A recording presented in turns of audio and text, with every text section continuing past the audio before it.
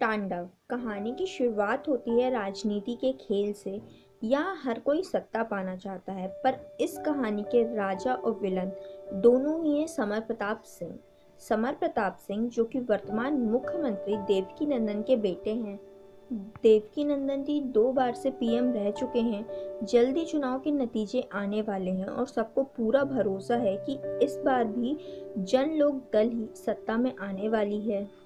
देवकी नंदन की पार्टी जन लोक दल लगभग 30 साल पुरानी पार्टी है। देवकी नंदन के राइट हैंड है गोपाल दास। यदि देवकी नंदन राजनीति के दांव खेलते हैं तो मोहरे होते हैं गोपाल दास के। इस पार्टी के स्टार फेस हैं समर प्रताप सिंह। युवा काफ़ी प्रभावित हैं इनसे, काफ़ी इन्फ्लुएंस होते हैं इनके बोलने के तरीके से, और इस बार के चुनाव में शायद एक बहुत ही बड़ा योगदान समर प्रताप सिंह का भी है। देवकी नंदन जी को तो ये कई बार लगता है कि उनका बेटा इस राजनीति के खेल में कहीं उन्हीं को ना मात दे दे। आज चुनाव के नतीजों से पहले देवकी नंदन के घर के बाहर जीत का जश्न मनाया जा रहा है। एक मीडिया इंटरव्यू के दौरान जब समर प्रताप सिंह से पूछा जाता है, क्या आप जानते हैं कि नई कैबिनेट का हिस्सा कौन कौन होने वाला है, क्या यूथ को मौका मिलने वाला है, अपने पिता के मना करने के बावजूद भी समर कुछ लोगों का नाम ले लेता है। वो बोलता है कि वो आदिति को एक सुरक्षा मंत्री के रूप में देखना चाहता है। चुनाव के नतीजे आने से पहले यहाँ देवकी नंदन से अनुराधा मिलने आती है। अनुराधा और देवकी का 30 साल पुराना नाजायज रिश्ता है। इन दोनों का एक बेटा भी है रघु, जो कि हमेशा नशे में चूर रहता है। ड्रग्स कोकीन तो उसके लिए आम बात है। यहाँ आज देवकी ने अनुराधा से वादा किया था कि इस बार की कैबिनेट में सुरक्षा मंत्रालय वो रघु को देगा। दरअसल 30 साल पहले देवकी सब कुछ छोड़कर गांव वापस जाना चाहता था, पर उस समय अनुराधा ने उन्हें रोका और अपनी पार्टी खड़ी की। आज उसी का एहसान मानते हुए देवकी नंदन रघु को डिफेंस मिनिस्टर बनाने जा रहे हैं। देवकी बहुत अच्छे से जानते हैं कि रघु की औकात तो 8,000 रुपये महीने कमाने तक की नहीं है। कल सुबह चुनाव के नतीजे आने वाले हैं। चुनाव के नतीजों से पहले देवकी नंदन से मिलने समर उनके कमरे में जाता है, जिसे उन्होंने अपना ऑफिस भी बनाकर रखा है। यहाँ पर आने की परमिशन कुछ लोगों को नहीं है, कुछ खास ही लोग हैं जो यहाँ पर आ सकते हैं। समर अपने पिता से बोलता है, पिताजी आप टेंशन क्यों ले रहे हैं, इस बार भी रिजल्ट हमारे पक्ष में ही होगा, क्यों ना सुबह जीत की जश्न में एक जाम हो जाए। देवकी जाम लेने से मना करते हैं, पर वो बोलता है चलो ठीक है, थोड़ा सा तो ले ही सकते हैं। वो अपने पिता के लिए जाम बनाता है। समर देवकी नंदन से पूछता है कि पिताजी आपको सबसे ज़्यादा प्यार इस कुर्सी से है ना, और इस पर बैठकर मिलने वाली पावर से है। देवकी नंदन इस बात का जवाब दे ही पाते कि उनके सीने में दर्द होने लगता है। समर उतने में बोलता है कि जहर है, जल्दी आप मर जाएंगे, करीबन 1 मिनट लगेगा आपको मरने पर।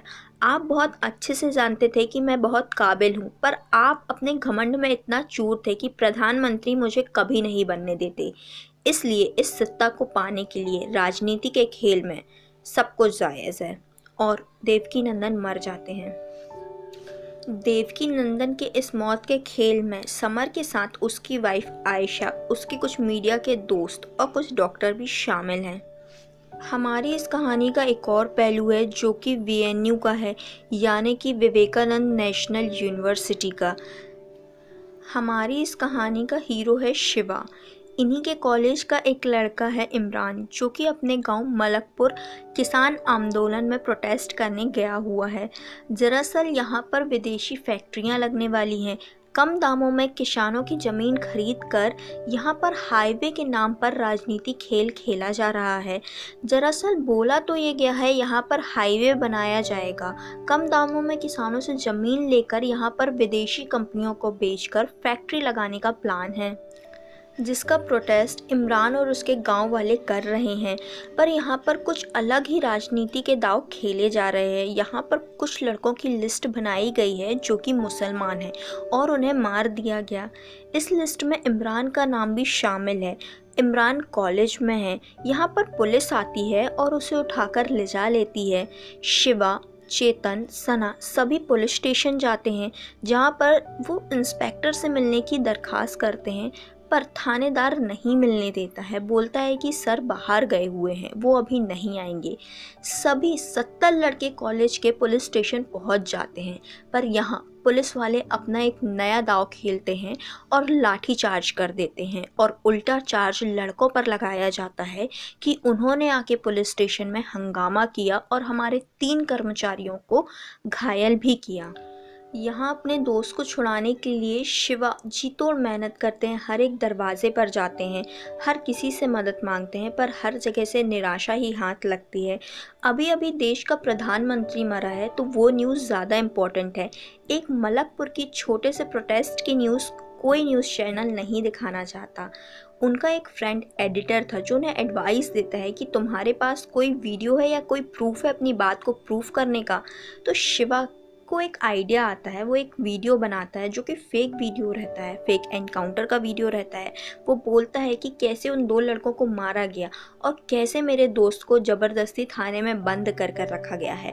वीडियो सोशल मीडिया पे अपलोड होते साथ ही थोड़े समय में वायरल हो जाता है और शिवा रातों रात स्टार बन जाता है। यहाँ देवकीनंदन की मौत के बाद पार्टी में प्रधानमंत्री बनने की होड़ लग गई है, जहाँ गोपाल दास चाहता है कि वो प्रधानमंत्री बने क्योंकि पार्टी में देवकीनंदन के बाद सबसे सीनियर वही है। पर यहाँ समर अपने ही दांव खेलता है और गोपाल दास को प्रधानमंत्री के पद के दावेदारी से हटा देता है। अंतिम संस्कार के बाद अनुराधा समर से बोलती है कि वो जानती है कि उसने देवकीनंदन को कैसे मारा, कौन सा जहर इस्तेमाल किया था। ये सब सुनने के बाद समर के पैरों से ज़मीन खिसक जाती है। उसे समझ नहीं आता कि आखिर ये बात लीक कैसे हुई, किसने ये बात का खुलासा किया कि मैंने उसे मारा है। आखिर अनुराधा को ये बात पता कैसे चली। अनुराधा समर से बोलती है, यदि तुम नहीं चाहते जेल में चक्की पीसना तो कल प्रधानमंत्री पद के लिए मुझे नॉमिनेट करोगे पार्टी मीटिंग में। समर को आखिरकार समझ नहीं आ रहा है कि ये बात लीक कहाँ से हुई है, किसी डॉक्टर ने मुंह खोला है या फिर कोई अपना है। दरअसल अनुराधा को ये सारी जानकारी एक अननोन फ़ोन कॉल से मिली है जो कि उसके असिस्टेंट के पास आया था। अभी तक इस कॉलर की आईडी छुपाकर रखी गई है, नहीं रिवील किया गया है कि किसने कॉल किया था। आखिरकार थक हार कर जब कोई रास्ता नज़र नहीं आता तो समर अनुराधा को पीएम पद के लिए नॉमिनेट करता है। वो बोलता है कि वो चाहता है कि अनुराधा पीएम बने। यहाँ पर मुख्यमंत्री की कुर्सी पाते साथ ही अनुराधा ने अपने दांव खेलना शुरू कर दिया है। सबसे पहले तो उसने समर को कमज़ोर करना चालू किया है। सबसे पहले उसने आदिति को डिफेंस मिनिस्ट्री दे दी है ताकि उसके करीबी लोग उससे दूर हो जाएं। साथ ही साथ कैलाश जो कि एक दलित है उसे होम मिनिस्ट्री दी है ताकि वो उसके पैरों के नीचे दबा रहे और हमेशा एहसानमंद रहे। उसने समर को एक पद भी नहीं दिया है, साथ ही साथ उसे सलाहकार मंडल का हेड बना दिया है जो कि किसी काम का नहीं है। अनुराधा की वजह से ऑलमोस्ट समर का पॉलिटिकल करियर ख़त्म हो गया है, पर समर ये बात बहुत अच्छे से जानता है कि जब आप किंग ना बन पाओ तो make me a king maker. उसकी नज़र शिवा के वायरल वीडियो पर गई है। वो चाहता है कि शिवा उसकी पार्टी से लड़े। अब शिवा को अपनी तरफ लाने और अनुराधा को जहर वाली बात किसने लीक की है इस बात का पता लगाने के लिए समर गुरपाल को कहता है। गुरपाल समर का राइट हैंड है। गुरपाल के अंदर सारे काले चिट्ठे समर के दफन हैं। जो सारे गलत काम समर ने किए हैं वो गुरपाल के थ्रू ही किए हैं। गुरपाल को लगता है कि ये जो जहर वाली इन्फॉर्मेशन है वो अस्पताल से ही लीक हुई है। वो इस काम में लग जाता है कि आखिर ये इन्फॉर्मेशन किसने लीक की। वो सारे सीसीटीवी फुटेज चेक करता है, दोनों डॉक्टर से भी पता करता है जिन्होंने देवकीनंदन का ट्रीटमेंट किया था, पर उसे शक जा रहा है डॉक्टर पाठक पर। एक दिन जब वो सीसीटीवी कैमरा देख रहा होता है तो उसमें डॉक्टर पाठक दिखते हैं, पर करीबन वो देवकीनंदन को एडमिट करने से 4 घंटे पहले की सीसीटीवी फुटेज है जिसमें वो अपने राइट हैंड की जूते की लेस बांध रहे हैं। जब कैमरा उनके ऊपर से हटता है तो वो अपने लेफ्ट हैंड की जूते की लेस बांधने लगते हैं। ये बात गुरपाल को थोड़ी खटक जाती है। वो डॉक्टर पाठक को उठा लेता है और मारता है, जिससे सारी इन्फॉर्मेशन डॉक्टर पाठक उन्हें बता देता है कि उन्होंने मैथिली को कॉल किया था, मैथिली जो कि अनुराधा की असिस्टेंट है। पर ये सारी जानकारी देवकीनंदन की मौत के लगभग 4 घंटे पहले ही डॉक्टर पाठक ने अनुराधा को दे दी थी। इसका मतलब ये है कि अनुराधा को पहले ही पता था कि देवकीनंदन की मौत होने वाली है और कहीं ना कहीं अनुराधा भी ये चाहती थी कि देवकीनंदन मर जाए। ये सारी बात की जानकारी गुरपाल समर और आयशा को देता है, पर गुरपाल के पास फिलहाल ऐसा कोई भी सबूत नहीं है जो ये पुख्ता कर पाए कि मैथिली और अनुराधा के पास कोई भी सबूत नहीं है समर के खिलाफ। वो मैथिली को टारगेट करना चालू करता है। मैथिली भी उस इंसान को ढूंढ रही है जिसने रैंडम कॉल करके ये जहर वाली बात अनुराधा और उसे बताई थी। इसके चक्कर में वो फंसती चली जाती है गुरपाल के चक्कर में, और गुरपाल को पता चल जाता है कि उन दोनों के पास कोई भी सबूत नहीं है। पर अभी भी ये बात क्लियर नहीं हुई है क्योंकि डॉक्टर ने कौन सा जहर दिया है इस बात की जानकारी तो ये दी ही नहीं गई थी मैथिली और अनुराधा को। तो ये अभी भी सस्पेंस बना हुआ है कि आखिर इन लोगों को कॉल करके किसने बताया था कि वो कौन सा जहर है। गुरपाल मैथिली को अनुराधा के खिलाफ सबूत लाने बोलता है क्योंकि अभी भी इनके पास ऐसा कोई सबूत नहीं है जिससे ये प्रूफ हो सके कि अनुराधा को कोई भी जानकारी नहीं है। शिवा को अपनी तरफ इन्फ्लुएंस करने के लिए समर वीएनयू जाता है। वीएनयू का एक्स स्टूडेंट समर रह चुका है, उसी का दोस्त है जिगर जो कि यहाँ पे प्रोफेसर है। जिगर की वाइफ है संध्या, दोनों अलग रहते हैं, दोनों की आपस में नहीं बनती है। संध्या कैलाश से प्यार करने लगी है जो कि अब होम मिनिस्टर बन चुका है। यहाँ जिगर ने भी सना के साथ संबंध बना लिए हैं। ये उससे प्यार नहीं करता पर एक फिजिकली रिलेशनशिप दोनों के बीच बिल्ड हो गया है।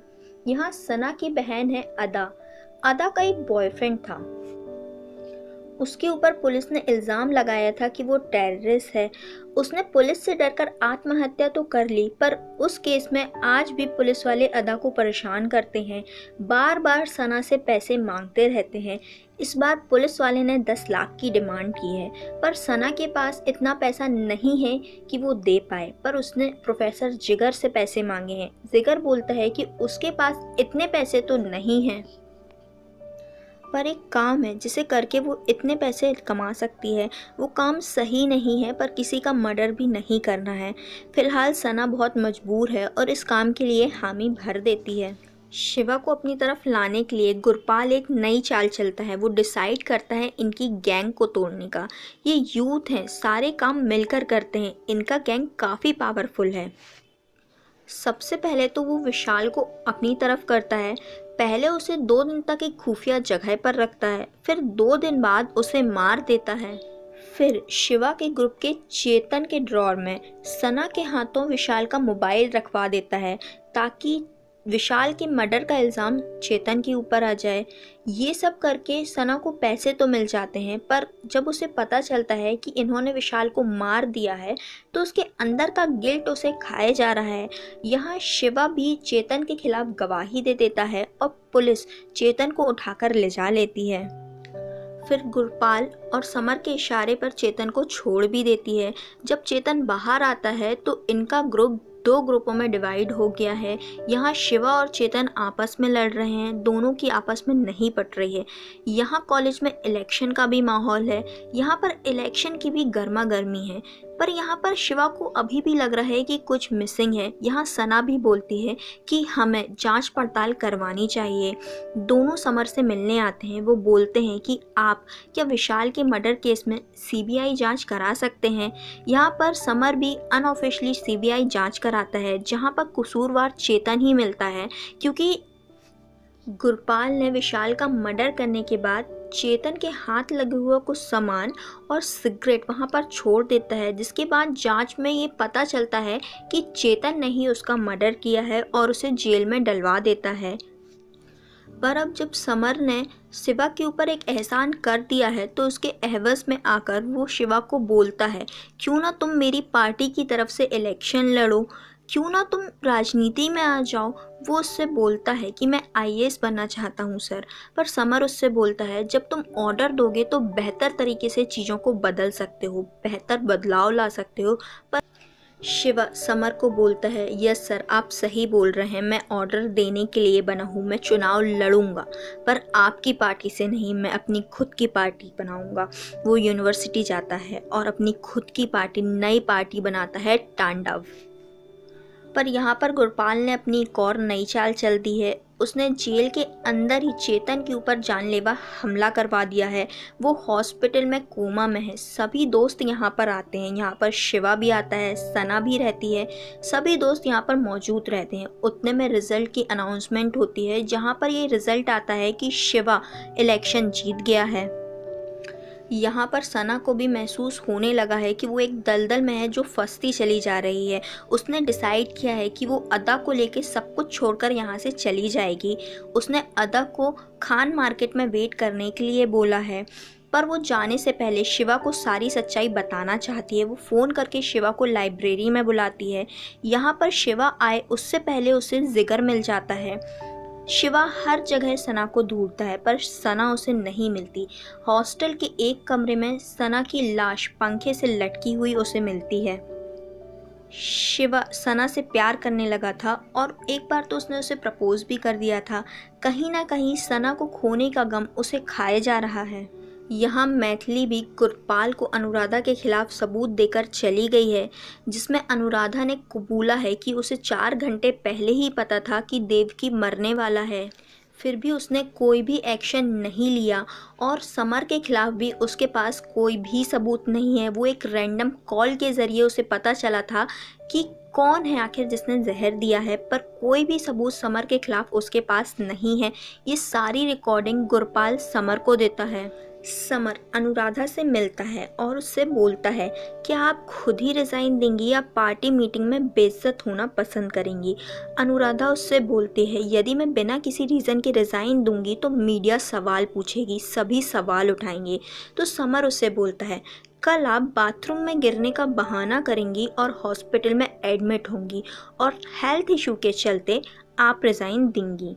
इस बात की सहमति करती है अनुराधा और वैसा ही करती है।